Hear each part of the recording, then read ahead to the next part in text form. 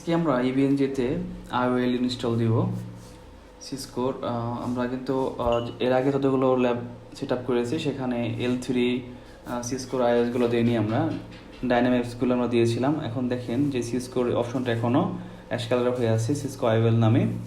তো আমরা এখানে এই জায়গাটাতে আমরা L3 রাউটার হিসেবে যে রাউটারটা ইউজ করতে চাচ্ছি আমাদের ল্যাবের জন্য সেটা আমরা সেট আপ করবো। তো আপনারা যদি ওই সেই একইভাবে ইভিএনজির যে ডকুমেন্টেশন সাইটটা আছে সেখানে যান, সেখানে ওদের L3 L2 সুইচ বা L3 রাউটার সবগুলোর একটা ইমেজ নাম সাজেস্ট করা আছে এবং এতে কী পরিমাণ র্যাম লাগবে সেটা ওরা মেনশন করে দিয়েছে। তো আমার কাছে অলরেডি একটা ভার্সন ডাউনলোড করা আছে, সেটা আমরা চেষ্টা করবো এখানে ইমপ্লিমেন্ট করতে। তো অ্যাজ ইউজুয়াল আমাদের এই ফাইলটা আপলোড করতে লাগবে ফাইলজিলা বা ওয়েনএসসিপি। আমি সবসময় ফাইলজিলা ইউজ করি। তো এটা আপলোড করে দিতে হবে আমাকে, আইওএলের বিন ফোল্ডারে রাখতে হবে। সো আমি ফার্স্টে ফাইলজিলাতে লগ ইন করে নিই আমার সার্ভার আইপি দিয়ে।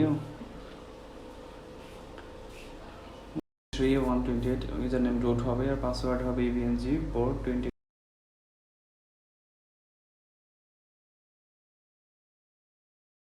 আমরা রুট থেকে ওপিটি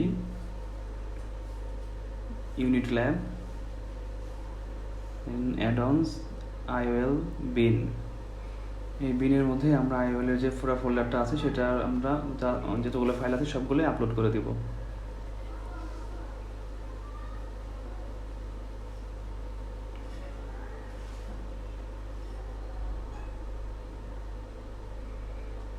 তো এটা পর বলছে যে আপলোড হয়ে গেলে আমাকে জাস্ট পারমিশন ফিক্স করার জন্য র্যাপার পারমিশন ফিক্স করতে হবে। তো এটা আমরা করে দেব এখন।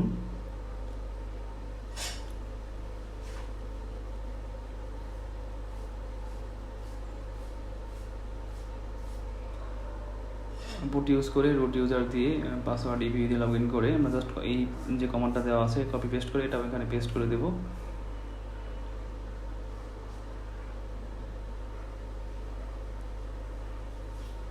তো পারমিশনটা ফিক্সড হয়ে গেছে। এইখানে আইও যখন আমরা ইউজ করি তখন একটা লাইসেন্সের ইস্যু থাকে। এই লাইসেন্সটা আসলে প্রপারলি না হলে আমরা ওইগুলো ইউজ করতে পারি না, আইওএলটা ইউজ করতে পারি না। তো আমার এখানে যে ফাইলগুলো আছে এই আইওএলের লাইসেন্সটাও ঠিক মতো দেওয়া আছে। সো আমি যদি চেক করলেও দেখতে পাবো যে লাইসেন্সটা লেখা যাচ্ছে। চেক করার একটা পদ্ধতি দেখিয়ে দিয়েছে যে ক্যাট ইউজ করে আমরা লাইসেন্সটা চেক করতে পারি। সো আমরা যদি এখন সিএমডিতে যেয়ে মানে আমরা ওটা লিখি, মানে ওই ফাইলটার লাইসেন্স দেখবো যে ইভিএনজি ইকুয়াল টু একটা নাম্বার দেওয়া আছে এখানে লাইসেন্স নাম্বার। তো মানে অলরেডি হচ্ছে আমার আইওএল ফাইলগুলো লাইসেন্স দেওয়া করা আছে। সো এটা নর্মালি এখন যদি আমি ল্যাব থেকে আইওএল সিলেক্ট করি আমার ডিভাইসগুলো রান হবে। তো যদি কোনো প্রবলেম ফেস করেন সেক্ষেত্রে হয়তো আপনাকে আইওএলটার লাইসেন্সটাকে ভেরিফাই করে নিতে হবে যে এটা ঠিক আছে কিনা। তো এখন আমরা ইভিএনজিতে এসে আবার দেখব আইওএলটা হয়েছে কিনা। হ্যাঁ, আইওএলটা এখন আমাদের ক্লিকেবল হয়ে গেছে এবং এখানে দেখেন আমার যতগুলো ফাইল আমি আপলোড দিয়েছি ফোল্ডারে সবগুলো আসছে। আমি L3 চুজ করবো কারণ L3 হচ্ছে আমার রাউটার হিসেবে কাজ করবে।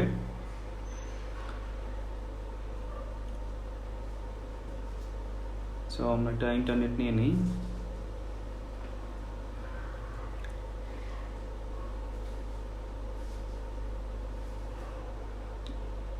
ডাটাটা আমি স্টার্ট দেব।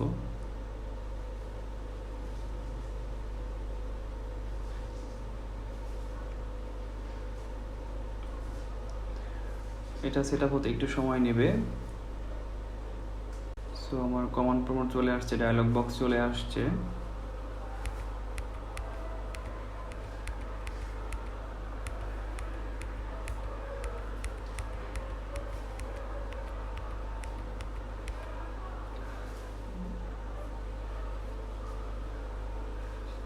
সো আমার রাউটার এখন রেডি।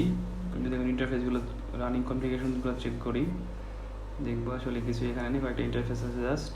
এবং শো ইন্টারফেস ডেসক্রিপশন দিলে দেখবো যে 4টা ইন্টারফেস এখানে দেখতে পাচ্ছি, একটা আপ আছে বাকি 3টা ডাউন। সো আমার রাউটারটা রেডি হয়ে গেছে। তো এরকম করে আপনারা যখন ইভিএনজিতে সিসকো রাউটার নিয়ে কাজ করতে যাবেন তখন আপনাকে এই ফাইলটা অবশ্যই লাগবে। অনেক ক্ষেত্রে হয় আপনি L3 সুইচ ইউজ করলেও রাউটারে কাজ করতে পারবেন, বাট অ্যাজ এ রাউটার হিসেবে ইউজ করতে চাইলে আপনাকে আইওএল ইউজ করাটাই আপনার জন্য বেটার হবে। তো এখানে আরও কিছু ভার্সন আছে, সেগুলো আপনারা ট্রাই করে দেখতে পারেন।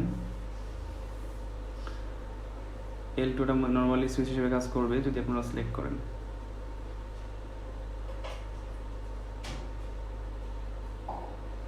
আইকন থেকে আপনারা সুইচের যে এটা আছে আইকনটা আছে সেটা চেঞ্জ করে দিতে পারেন।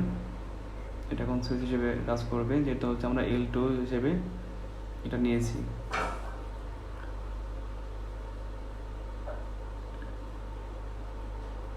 তো এটা আমরা একটু ওয়েট করে দেখি, এটাও আমাদের রেডি হয়ে যাবে।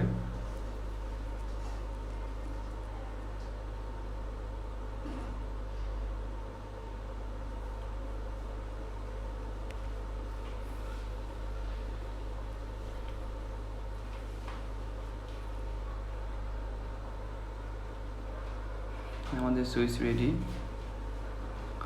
তো আপনারা এরকম করে আইওএল থেকেও আপনারা রাউটার এবং সুইচ হিসেবে ইউজ করতে পারবেন এই ফাইলগুলোকে। সো হোপফুলি এটা আপনাদের উপকারে লাগতে পারে। সো এরকম করে আপনারা এই রেঞ্জেতে সিসকো আইওএলগুলো ইনস্টল করবেন।